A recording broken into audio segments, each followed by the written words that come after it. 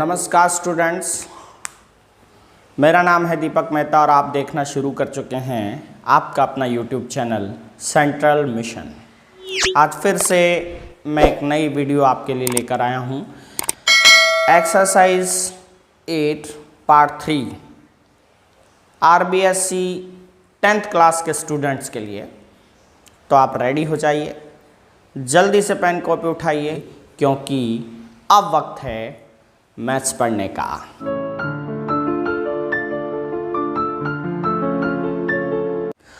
दूसरे भाग में यानी सेकंड पार्ट में हम क्वेश्चन नंबर 8 तक कंप्लीट कर चुके थे।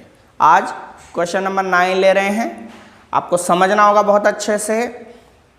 क्वेश्चन नंबर 9 है, आप समझिए, एक ऊर्ध्वाधर छड़ की लंबाई, एक ऊर्ध्वाधर छड़ की लंबाई इसकी छाया की लंबाई का अनुपात 1:3 है। The ratio of the length of a rod and the length of its shadow, दोनों का रेशो किस किस का, length of rod and length of its shadow, दोनों का जो रेशियो है, अनुपात है, वो दे रखा है 1:3, 1:3, 1:3 दे रखा है और बोला है सूर्य का उन्नयन कोण ज्ञात कीजिए। Find the angle of elevation of the sun. तो ये हमें ज्ञात करना है। चलिए हम इस क्वेश्चन को शुरू करते हैं, डायग्राम बनाते हैं। सिंगल डायमेंशन का जो चित्र है ये बहुत आसानी से बन जाएगा। एक तो रॉड बनानी है जो बिल्कुल सीधी खड़ी हुई है और एक उसकी शैडो बनानी है। शैडो हमेशा ज़मीन पे बनती है यानी कि छाया। ये एक छड़ है, ये उसकी छाया है। तो हम दोनों का नाम लिख लेते हैं। ए बी तो रॉड हो गई यानी कि छड़, और ए सी उसकी छाया हो गई यानी शैडो। तो ये दोनों की लेंथ का जो रेशो है वो दे रखा है 1:3। तो यहाँ पे रेशो दे रखा है और पूछा क्या है, एंगल ऑफ एलिवेशन, यानी कि यहाँ से जो एंगल एलिवेशन बनता है वो अपन को पता करना है सन का, वो मान लेते हैं हम थीटा। तो हम जो गिवन है वो लिखेंगे, दिया है वो लिखेंगे। क्या दिया है आपको, छड़ यानी रॉड, नेम है ए बी और ए बी है 1। यहाँ पे हम x लगा लेते हैं साथ में क्योंकि रेशो में हमेशा x लगाया जाता है, 1x। और जो छाया है ये रॉड हो गई, छाया यानी shadow,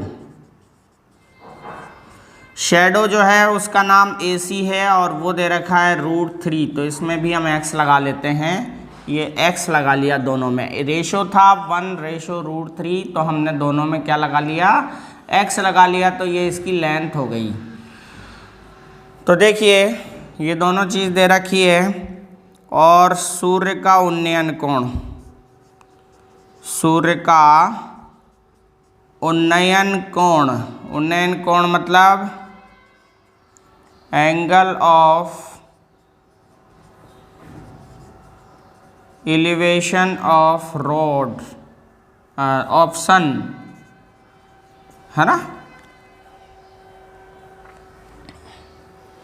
angle of elevation of sun क्या गिवन है, वो गिवन है थीटा। एंगल C = थीटा, जो हमें ज्ञात करना है, फाइंड करना है। तो अब हमें क्या करना पड़ेगा, रेशो को ले लेते हैं। तो लिखेंगे त्रिभुज ABC में आपको जो रेशो दे रखा है उसको आप लिखिए AB/AC, और ये tan थीटा है क्योंकि आप देखेंगे ये लंब बटा आधार यानी परपेंडिकुलर अपॉन बेस है। लाल बटा कक्का से हिंदी मीडियम वाले देखें कि कौन सा रेशो है, और पाकिस्तान भूखा प्यासा हिंदुस्तान हरा भरा से देखें इंग्लिश मीडियम वाले बच्चे। तो यहाँ पे AB लंब और AC आधार है यानी परपेंडिकुलर अपॉन बेस है, तो ये tan थीटा होती है। तो AB की वैल्यू हम लिख देते हैं 1x और इसकी AC की वैल्यू लिख देते हैं √3x = हो गया आपके tan थीटा। x से x कैंसिल हो गए, 1/√3 की वैल्यू हम देखते हैं कि ये 1/√3 tan की कौन सी वैल्यू है, क्योंकि हमें tan थीटा लाना है तो हम देखेंगे कि ये tan 30 होता है, तो यहाँ पे हम लिख देंगे tan 30 degree is equals to tan theta होगा, और tan से tan कैंसिल हो गए तो थीटा इज इक्वल्स टू आ गया आपके 30 डिग्री, और यही है सूर्य का उन्नयन कोण। तो आप लिखेंगे सूर्य का, अतः सूर्य का उन्नयन कोण, उन्नयन कोण यानी angle of elevation of sun, angle of elevation of sun is equals to angle C, angle C is equals to theta, theta is equals to क्या है आपके 30 degree, and that is answer. यही उत्तर है आपका। और ये बहुत आसान क्वेश्चन था। इस तरह के क्वेश्चन अगर आते हैं, इस तरह के और भी क्वेश्चन ऐसे भी बनते हैं कि छड़ की लंबाई उसकी छाया की लंबाई के बराबर है, या √3 टाइम्स है, यानी √3 गुनी है, तो कुछ भी ऐसे आ सकता है। तो आपको ये क्वेश्चन इसी तरह से करना है। चलते हैं नेक्स्ट क्वेश्चन की तरफ। क्वेश्चन नंबर 10 है। क्वेश्चन नंबर 10 है कि एक पहाड़ी का ढलान क्षैतिज से 60 डिग्री का कोण बनाता है। एक पहाड़ी हम सीधी माने तो उसका ढलान ऐसा होगा, यानी स्लॉप ऑफ द हिल, पहाड़ी का ढलान। पहाड़ी का ढलान जो है वो नीचे क्षैतिज के साथ यानी कि हॉरिजॉन्टल लेवल के साथ में जो स्लॉप ऑफ हिल है वो 60 डिग्री का एंगल मेड करता है, बनाता है। और कौन? स्लॉप ऑफ हिल, है ना।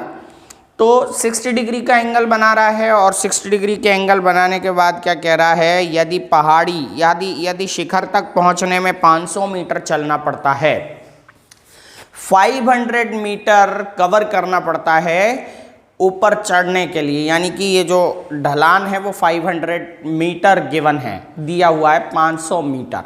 और फिर क्या पता करना है, तो वो बोल रहा है पहाड़ी की ऊंचाई ज्ञात की, यानी कि बिल्कुल सीधी वर्टिकल हाइट पता करनी है, सीधी ऊंचाई पता करनी है पहाड़ी की। तो बहुत आसान क्वेश्चन है। आप डायग्राम ऐसा बनाएंगे, ये तो सीधी ऊंचाई है, ये आपका क्षैतिज है यानी कि हॉरिजॉन्टल लेवल, और ये है स्लॉप ऑफ हिल यानी कि पहाड़ी का ढलान। यहाँ पर चलने के लिए इसे कितना चलना पड़ता है, पहाड़ी तक पहुँचने के लिए 500 मीटर, 500 मीटर चलना पड़ता है। इस पे चढ़ रहे हैं, ठीक है। ये इस पे जाने के लिए आपको 500 मीटर चलना पड़ता है टॉप पर जाने के लिए, और एंगल जो है वो बना रहा है 60 डिग्री का। तो आपको पहाड़ी की ऊंचाई ज्ञात करनी है, तो आप हाइट यानी कि सीधी हाइट h मान लीजिएगा, इन दोनों को रेशो में रख करके और क्वेश्चन को सॉल्व कीजिएगा।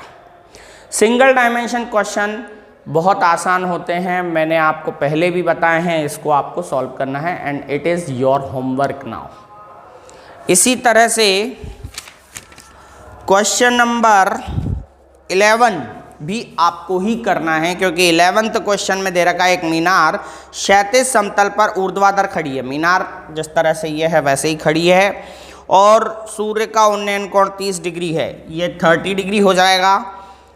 और मीनार की छाया की लंबाई, अब की बार शेडो की लेंथ दे रखी है। जो टावर है वो तो बिल्कुल स्टैंड बिल्कुल सीधा हॉरिजॉन्टल खड़ा है, और ये जो शेडो है उसकी लेंथ 45 मीटर यानी कि छाया की लंबाई 45 मीटर दे रखी है। तो मीनार की ऊंचाई ज्ञात करना है, तो आपको ये दोनों रेशो लेने हैं, 30 डिग्री एंगल है। तो क्वेश्चन नंबर 11 भी आपको खुद को ही सॉल्व करना है। मैं करवाता हूँ आपको क्वेश्चन नंबर 12, बहुत मोस्ट क्वेश्चन है। क्वेश्चन नंबर 12 अब हम सॉल्व कर रहे हैं। ये एक अलग टाइप का क्वेश्चन है, लेकिन बहुत आसान है। एक पेड़ है, पहले से ही खड़ा हुआ था, आंधी आई, बीच में से टूट गया, टूटा हुआ हिस्सा ऊपर से इस तरह से लटक गया, और वो जो टॉप है वो ज़मीन को टच करता है कुछ डिस्टेंस पर, है ना। तो इस तरह का एक क्वेश्चन है, तो हम पढ़ लेते हैं और उसको ओरिजिनल लैंग्वेज में समझते हैं। आंधी आने के कारण एक वृक्ष का ऊपरी भाग टूटकर क्षैतिज के साथ 60 डिग्री का कोण बनाता है।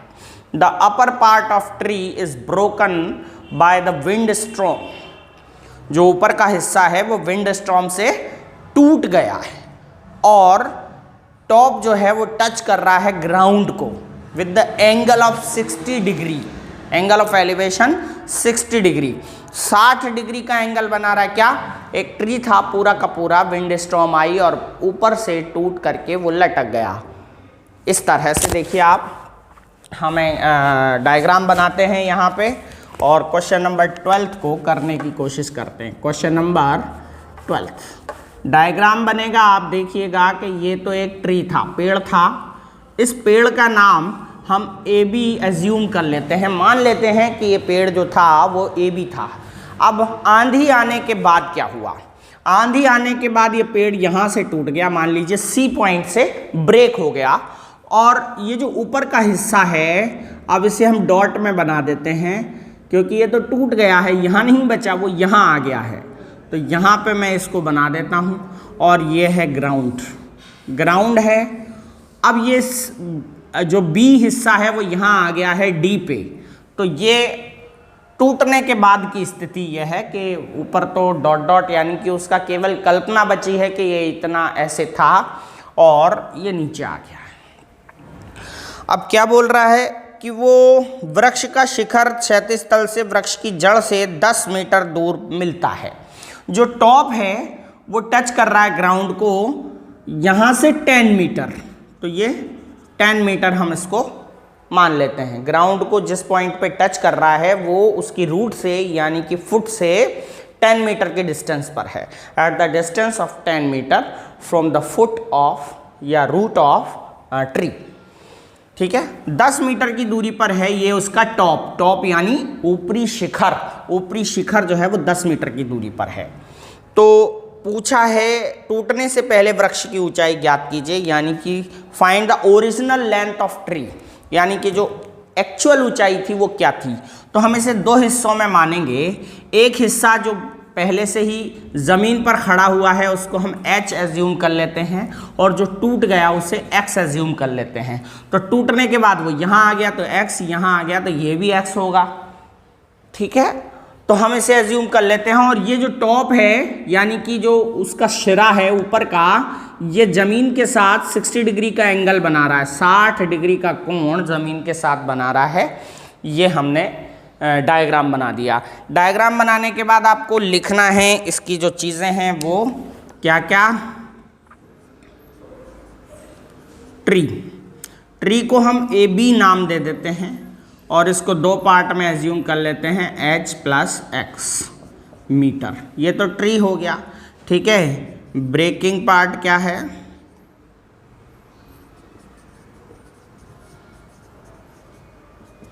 ब्रेकिंग पार्ट है CD या फिर BC, दोनों इक्वल हैं और दोनों ही कितने हैं? x meter. और स्टैंडिंग पार्ट क्या है? जो खड़ा हुआ पार्ट है वो है आपका AC, AC है h मीटर। इसके बाद आपको डिस्टेंस ये दे रखी है AD, AD कितनी दे रखी है आपको? 10 मीटर, यानी कि जो टॉप टच कर रहा है ग्राउंड को वो 10 मीटर है। इसके बाद आपको एंगल ऑफ एलिवेशन दे रखा है D, angle of elevation D है और वो दे रखा है आपको 60 डिग्री। ये तो आपका गिवन पार्ट है जो आपने लिख लिया है। इसके बाद आप इसको सॉल्व करेंगे।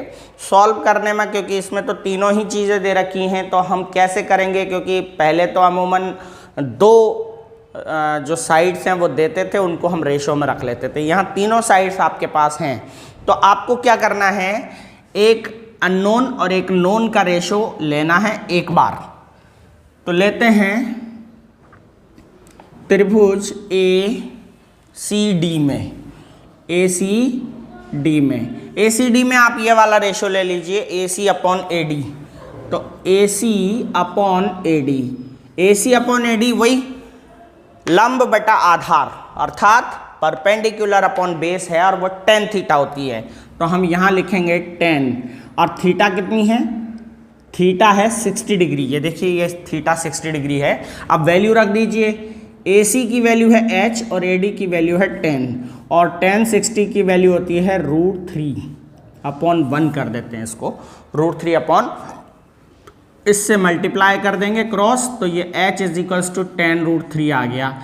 h की वैल्यू तो tan √3 आ गई, इक्वेशन नंबर। अब फिर से वापस क्योंकि ट्राइंगल हमारे पास एक ही है वही लेना पड़ेगा, तो ये ट्राइंगल ले लेते हैं ACD, ट्राइंगल ACD में पुनः यानी अगेन। तो फिर से अब देखिए ये अननोन और ये नोन, इनका रेशो ले लेते हैं CD upon AD, CD upon AD। CD upon AD जो है वो है कर्ण बटा आधार, कर्ण बटा आधार यानी हाइपोटेनियस अपॉन बेस। तो देखिए आप लाल बटा कक्का से हम देखें तो कर्ण बटा आधार यहाँ आ रहा है यानी ये सेक थीटा है, और पाकिस्तान भूखा प्यासा हिंदुस्तान हरा भरा से देखें तो हाइपोटेनियस अपॉन बेस यानी सेक थीटा है।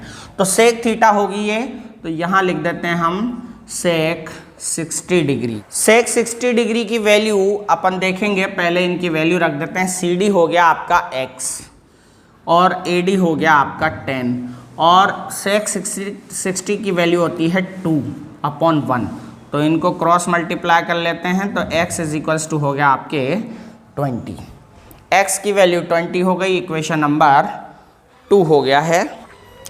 तो अब हमें पूरे पेड़ की लंबाई ज्ञात करनी है, पूरे वृक्ष की लंबाई। तो पूरे वृक्ष की लंबाई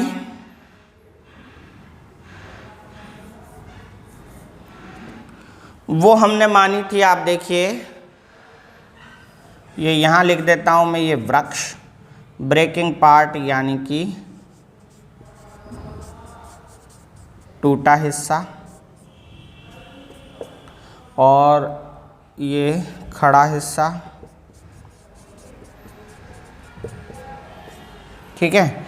अब पूरे वृक्ष की लंबाई हमने क्या मानी है, h प्लस एक्स। तो दोनों इक्वेशन यानी दोनों समीकरणों से आप मान रख दीजिए, 10√3 h का है तो ये 10√3 और x का 20 है। तो आप देखेंगे √3 की वैल्यू आपको यहाँ रखनी पड़ेगी, √3 की वैल्यू होती है 1.732 प्लस 20, तो आप इसको मल्टीप्लाई करेंगे तो ये 17.32 होगा और ये 20 होगा, इनको ऐड कर दीजिए तो ये होता है 37.32 meter, and this is the answer. 37.32 ये इसका आंसर आया, पूरे वृक्ष की लंबाई। कैसे आई, हमने दो बार इसको रेशो लिया, एक बार h/10 और एक बार x/10। दोनों का अलग अलग वैल्यू हमने दो इक्वेशन में पता कर ली, h की वैल्यू 10√3 और x की वैल्यू 20। दोनों को ऐड कर दिया क्योंकि पूरे पेड़ की लंबाई दोनों को ऐड करके ही आती है, तो h प्लस x ये हमारा 37.32। मुझे उम्मीद है कि ये वाला क्वेश्चन भी आपको बहुत अच्छे से समझ में आ गया होगा। अगले क्वेश्चन की तरफ चलते हैं। क्वेश्चन नंबर 13 देखते हैं। 13वां प्रश्न ये है कि किसी अपूर्ण मीनार के आधार से, अनफिनिश्ड टावर है, अनफिनिश्ड टावर है, उसके आधार से फ्रॉम द बेस, आधार से 120 मीटर दूर, 120 मीटर दूर एक मीनार खड़ी है, और वो कैसी है, अपूर्ण है, अनफिनिश्ड है, यानी बनी नहीं है पूरी, जितनी बनी है उतने से बता रहे हैं। तो उसके यानी जो टावर है वो अनफिनिश्ड है, उसके पैर से 120 मीटर की दूरी पर एक पॉइंट लेना है। तो देखिए हम बनाते हैं एक अनफिनिश्ड टावर, ये अनफिनिश्ड टावर है यानी कि मीनार है अपूर्ण, इसका नाम हम AB दे देते हैं, और इसके फुट से 120 मीटर की डिस्टेंस पर 120 मीटर की दूरी पर एक पॉइंट है जिसका नाम हम P ले लेते हैं या C ले लेते हैं, जैसा आपको उचित लगे।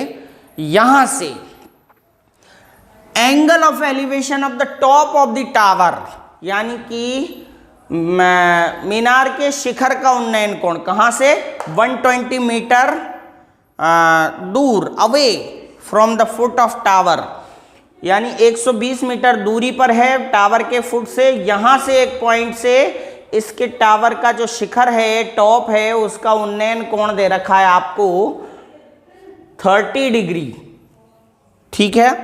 अब क्वेश्चन क्या है, समझने का प्रयास करेंगे कि इस टावर को और कितना ऊंचा बनाया जाए, हाइट मस्ट बी टेकन, यानी कि उसको कितना बनाया जाए,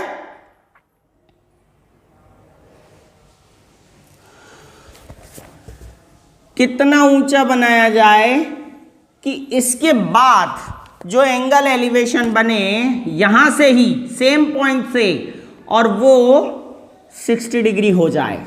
तो अब एंगल एलिवेशन जो बन रहा है वो अपन को कितना बनाना है, 60 डिग्री। कब? अपन को ये पूछा गया है कि इस टावर की हाइट और कितनी बढ़ाई जाए कि यहां से एंगल एलिवेशन जो है वो 60 डिग्री बने। तो हम इसको इस तरह से ले लेते हैं। एंगल एलिवेशन ये थोड़ा सीधा नहीं बना, कोई दिक्कत नहीं है, आप कर लीजिएगा, स्केल का उपयोग कीजिएगा। तो ये देखिए, अभी आपका जो टावर है वो h मीटर का है, मान लीजिए h मीटर का है, लेकिन बाद में आपको एंगल 60 डिग्री के लिए कितना और बनाना पड़ेगा, x मीटर का आपका बनाना पड़ेगा। A B C और ये D हो गया आपका। तो हम यहाँ पे इसके डायमेंशन को लिख लेते हैं कि क्या क्या है, और ये डायग्राम आपको समझ में आ गया होगा कि आपको क्या करना। पहले एक टावर था, वो टावर जो है 120 मीटर डिस्टेंस पर एक पॉइंट है, वहाँ से उसका टॉप का एंगल जो है वो 30 डिग्री बन रहा है, लेकिन उसने पूछा है कि टावर को कितना और ऊंचा बनाया जाए कि ये एंगल जो है वो 60 डिग्री हो जाए उसके टॉप का।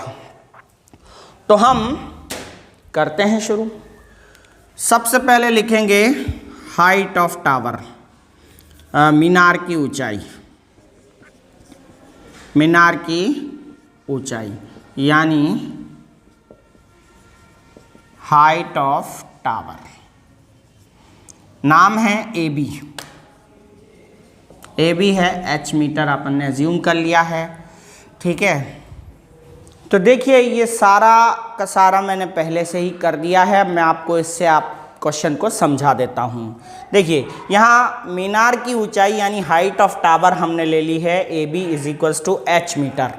ये पहले से ही है, अनफिनिश्ड टावर है, यानी कि अपूर्ण मीनार है। कैसी है? तो अपूर्ण मीनार की ऊंचाई हमने h ले ली है, और इसके बाद हमने जो बढ़ाई गई ऊंचाई है यानी कि इंक्रीज्ड हाइट, इंक्रीज्ड हाइट को BD नाम दे करके उसकी हाइट को x मीटर लिख लिया है। इसके बाद बिंदु C से मीनार की दूरी, यानी कि इस मीनार से बिंदु की दूरी यानी पॉइंट C की डिस्टेंस जो है वो है आपकी AC है 120 मीटर, और मीनार के शिखर का उन्नयन कोण यानी कि एंगल ऑफ एलिवेशन यहाँ से, कहाँ से? C से। तो C से टावर के जो टॉप है उसके एंगल एलिवेशन को दे रखा है उन्होंने 30 डिग्री, तो हम इसका नाम लिख देंगे ACB is equals to 30 degree. और दूसरा जो एंगल है टॉप का जो बनाने के बाद आया, बढ़ाने के बाद आया, वो है ACD, और ACD है 60 डिग्री। बोला गया है कि कितनी बढ़ाई जाए हाइट को ताकि एंगल 60 डिग्री हो जाए, यानी कि हाउ मच इंक्रीज्ड, कितना इंक्रीज किया जाए कि जो है वो एंगल बिकम 60 डिग्री हो जाए। तो आगे देखिए, हम ट्राइंगल हमारे पास दो हैं, एक ACB है और एक ACD है। दो राइट एंगल ट्राइंगल्स आपको लेने होते हैं। पहले हम छोटा वाला ले लेते हैं, छोटा वाला राइट एंगल ट्राइंगल है ABC या ACB। तो उसमें हम रेशो लिखेंगे AB upon AC। AB upon AC जो है वो परपेंडिकुलर अपॉन बेस होता है, यानी कि लंब बटा आधार। तो लंब बटा आधार को हम tan थीटा कहते हैं, तो tan 30 डिग्री यहाँ पे हमने रख दिया। AB की वैल्यू है H, ये देखिए H, और AC की वैल्यू है 120 तो ये H अपॉन 120 हो गया, और बराबर tan 30 की वैल्यू 1/√3 होती है। इसके बाद आगे चलते हैं, हमने क्या किया, H अपॉन 120 और 1/√3 को क्रॉस मल्टीप्लाई कर लिया। तो क्रॉस मल्टीप्लाई करने के बाद आया √3H इज इक्वल्स टू 120, यानी H का √3 से गुणा √3H और 120 का 1 से 120। √3 को नीचे ले आए तो 120 अपॉन √3H की वैल्यू हो गई, इसे हमने इक्वेशन नंबर फर्स्ट नाम दे दिया। इसके बाद दूसरा ट्राइंगल जो है बड़ा वाला वो हम लेंगे ACD या ADC। उसमें भी हम परपेंडिकुलर अपॉन बेस यानी लंब बटा आधार का रेशो लेंगे, और ये लंब बटा आधार का रेशो लिया। परपेंडिकुलर दो हिस्सों में है H और X, तो हमने H प्लस X लिख दिया AD, और जो आधार है वो 120 है बेस, और tan 60 इसका क्योंकि एंगल 60 डिग्री था तो tan 60 रखेंगे और tan 60 की वैल्यू होती है √3/1। क्रॉस मल्टीप्लाई करेंगे तो h प्लस एक्स का 1 से मल्टीप्लाई h प्लस एक्स और 120 का √3 से 120 √3। h की वैल्यू हम इक्वेशन 1 से रख देते हैं, यहाँ लिख देंगे यहाँ पे समीकरण 1 से यहाँ पे हमने वैल्यू रखी है फ्रॉम इक्वेशन फर्स्ट, तो 120/√3 प्लस x इक्वल और 120√3। 120√3 को उधर ले जाएंगे, पक्षांतर करेंगे 120/√3 प्लस का है माइनस हो जाएगा, एलसीएम लेंगे इसका अपॉन 1 करके तो एलसीएम √3 आया। √3 का 3 से मल्टीप्लाई 3 होता है और 3 का 120 से 360 होता है 360 और 120 माइनस कर देंगे तो ये हो गया 240/√3। क्योंकि नीचे √3 आ रहा है तो अपन को रैशनलाइजेशन करना पड़ेगा यानी परिमेयकरण, तो हर का परिमेयकरण करने के लिए √3 से मल्टीप्लाई कर देंगे, यहाँ लिख देंगे परिमेयकरण से, इंग्लिश वाले लिखेंगे रैशनलाइजेशन। तो इसके बाद आगे हम इनको मल्टीप्लाई करेंगे तो 240√3 हो गया और इनका 3 हो गया, 3 से 80 टाइम कट गए हैं 80 बार और ये 80√3 यानी 80√3 आया x की वैल्यू। यही पूछा गया था कि कितनी इंक्रीज की जाए हाइट को टावर की ताकि एंगल ऑफ एलिवेशन 60 डिग्री हो जाए, यानी उसकी ऊंचाई को कितना बढ़ाया जाए कि उन्नयन कोण 60 डिग्री हो जाए। तो हम बता देंगे कि 80√3 मीटर टावर की हाइट यानी मीनार की ऊंचाई बढ़ा दी जाए तो फिर एंगल एलिवेशन 60 डिग्री हो जाएगा। नीचे आप आंसर लिख सकते हैं।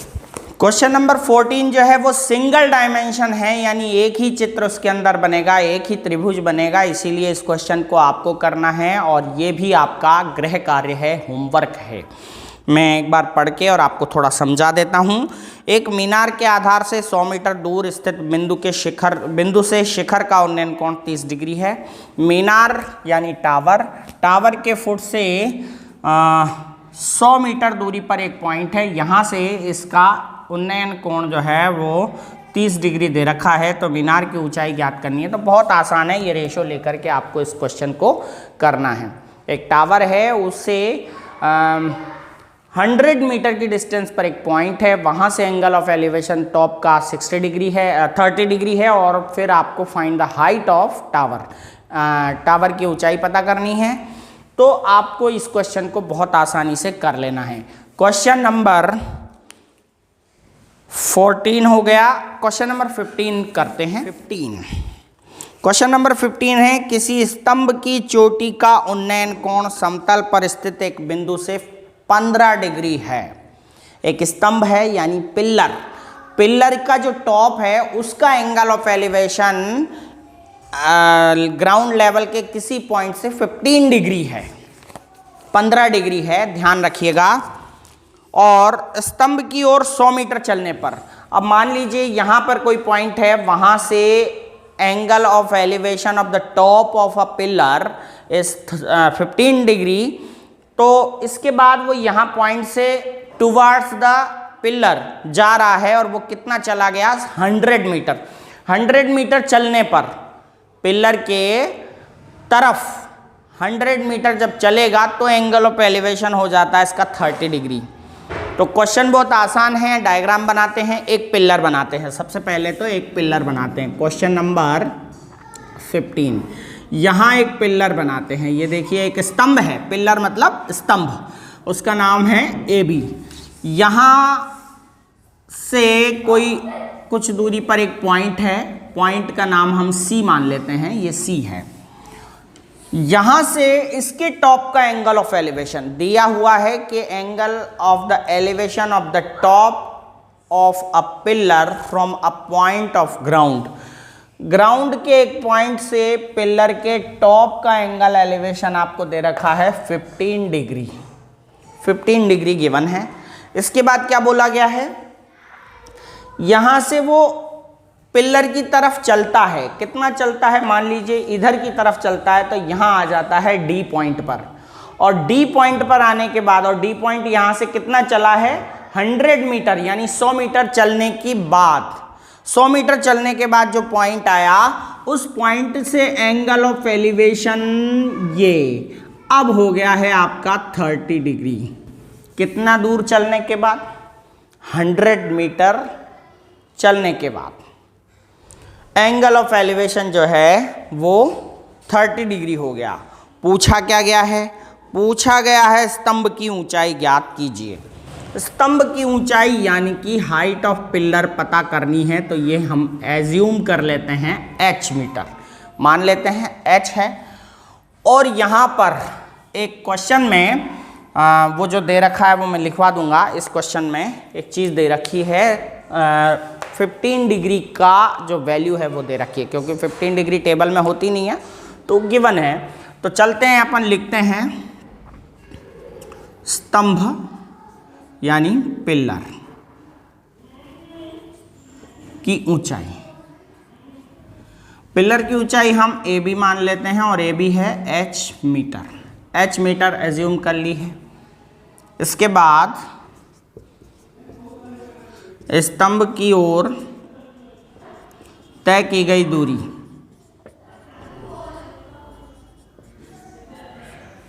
ठीक है, distance covered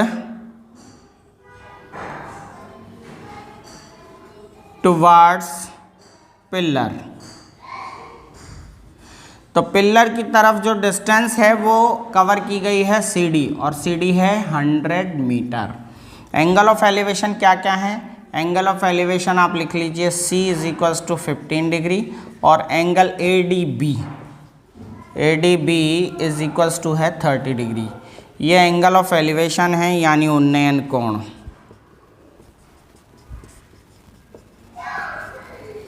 angle of elevation. Hindi medium वालों को केवल हिंदी लिखनी है और अंग्रेजी मीडियम वालों को केवल अंग्रेजी लिखनी है। जो मैं दे रहा हूँ आपको डबल जो लिखवा रहा हूँ उनमें से केवल एक लिखना है आपको। और अब आगे देखिए, जो शेष दूरी है, शेष दूरी है वो AD है। AD आपको मान लेनी चाहिए x मीटर, तो ये x मीटर हो गया। अब हम इस क्वेश्चन को उसी तरह से सॉल्व करेंगे जो तरीका होता है। दो ट्राइंगल बन रहे हैं तो हम एक ट्राइंगल को पहले लेंगे, फिर दूसरे ट्राइंगल को लेंगे और एक दूसरे की वैल्यू रखेंगे। तो यहाँ पे हम सबसे पहले छोटा ट्राइंगल ले लेते हैं, ये वाला छोटा ले लेते हैं और एक बड़ा बन रहा है। तो छोटा ट्राइंगल है ADB। तो ADB ट्राइंगल में रेशो क्या है, अब अनुपात क्या है, AB/AD। तो यहाँ लिख लेते हैं AB/AD। AB/AD यानी कि लंब बटा आधार यानी परपेंडिकुलर अपॉन बेस। तो ये होता है tan थीटा। तो ये हो गया आपका tan थीटा। tan थीटा यहाँ पे 30 डिग्री है, तो tan 30 डिग्री लिख लेते हैं। तो H/AD की वैल्यू आपके पास है x, तो H/x = अब tan 30 की वैल्यू होती है 1/√3। मल्टीप्लाई कर लीजिए तो x = हो गया √3h। ये हो गई आपकी इक्वेशन नंबर फर्स्ट। इसके बाद आप देखिए नेक्स्ट जो ट्राइंगल लेंगे वो लेंगे, अब ट्राइंगल होगा ACB। ACB में आप वही रेशो लीजिए, परपेंडिकुलर अपॉन बेस यानी कि लंब बटा आधार, AB/AC। ये हो गया आपका tan 15 डिग्री। AB की वैल्यू आपको दे रखी है h और AC की वैल्यू है दो टुकड़ों में x + 100। तो आप लिखेंगे x + 100। अब tan 15 की वैल्यू आपके क्वेश्चन में गिवन है, दे रखी है, और वो है √2 - √3। tan 15 की वैल्यू दे रखी है 2 - √3। तो 2 - √3 आप लिख लेंगे और यहाँ पे आप अपॉन 1 लगा देंगे और क्रॉस मल्टीप्लाई करेंगे। तो इसको इससे मल्टीप्लाई किया, ये हो गया h। अब इन दोनों को मल्टीप्लाई करें तो ये बनता है आपका x से मल्टीप्लाई करें 2x, x से √3 का मल्टीप्लाई करें √3x, 100 से करें तो ये प्लस का 200 और -100√3। इस तरह से ये मल्टीप्लाई हो गए। अब h की वैल्यू आप रख दीजिए यहाँ इक्वेशन नंबर फर्स्ट से। तो यहाँ पे h की वैल्यू आती है, सॉरी x की वैल्यू रखनी है तो h यहीं रहने दीजिए, x की वैल्यू यहाँ हो गई √3h, तो √3h माइनस √3, फिर से वापस √3h रखेंगे प्लस 200 माइनस 100 √3। तो यहाँ इसको सॉल्व करें तो ये तो होता है 2√3h और ये होता है 3h हो गया प्लस 200 माइनस 100 √3। अब देखिए 3h को इधर ले आते हैं, मैं यहाँ पे इसको लाइन डाल देता हूँ ताकि गड़बड़ ना हो। 3h इधर आते हैं तो h प्लस 3h हो गया और इसको भी इधर ले आइए माइनस 2√3h, यानी h एक तरफ ले लिया और यहाँ पे हम लिख लेंगे 200 माइनस 100 √3। तो यहाँ देखिए आप 3h और 1h हो गए 4h और minus 2√3h is equals to 200 minus 100 √3। अब देखिए यहाँ कॉमन आ रहा है, वो कॉमन ले लेते हैं। कॉमन क्या आ रहा है दोनों में यहाँ पे h और 2 कॉमन आ रहा है, 2h कॉमन आ रहा है। तो देखिए यहाँ बचेगा आपका 2h कॉमन आ गया तो 2 बचेगा माइनस और √3 बचेगा, और इधर भी आप 100 कॉमन ले लेंगे तो यहाँ बचेगा 2 माइनस √3। तो 2 माइनस √3 से 2 माइनस √3 कैंसिल हो गया, 2h इज इक्वल्स टू 100, 2 नीचे ले जाएंगे तो h is equals to 100/2, h की वैल्यू आ गई आपके 50 मीटर। तो ये हाइट ऑफ पिलर 50 मीटर आ गई है। आप लिख सकते हैं नीचे स्तंभ की ऊंचाई यानी height of pillar is equals to 50 meter. उम्मीद है ये वाला क्वेश्चन भी आपको समझ में आ गया होगा। अगली वीडियो हम और आगे के क्वेश्चंस लेकर आएंगे, तब तक के लिए आप थोड़ा सा इंतज़ार कीजिए और इन क्वेश्चंस को जितने भी हमने कराए हैं उनका रिवीजन कर लीजिए। वीडियो अच्छा लगा हो तो लाइक कर दीजिए और शेयर भी कर दीजिएगा ताकि हमें हौसला मिलता रहे। वीडियो को अंत तक देखने के लिए आपका बहुत बहुत धन्यवाद।